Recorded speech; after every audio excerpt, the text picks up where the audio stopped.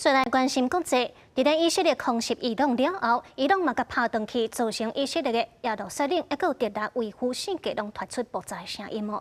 全球的各国领袖和联合国因嘛发表谴责。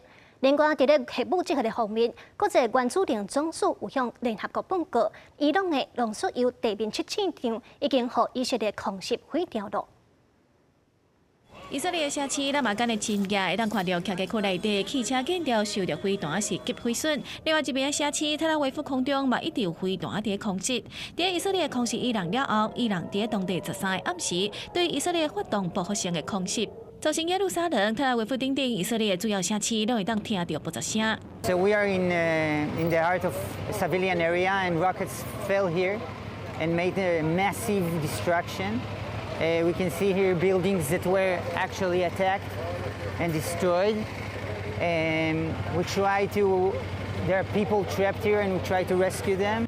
伊朗即届的报复反击破射超过150粒的飞弹，甲超过100只的无人机，其中大部分拢互以色列防卫系统砸落来。这波攻击互以色列各地响起空袭警报，造成7个所在人受伤。有2名美国官员透露，美军嘛有协助拿走部分飞起以色列的伊朗飞弹。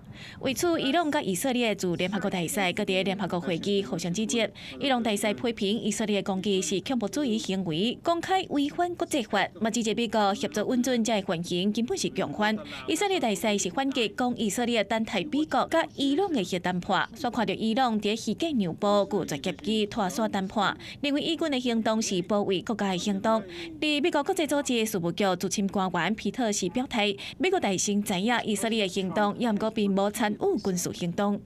But I think the key point is this was done with at least U.S. toleration, if not active U.S. support.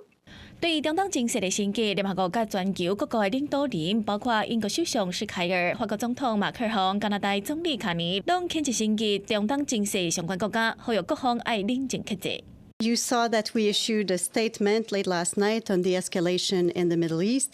The Secretary General condemns any military escalation in the Middle East.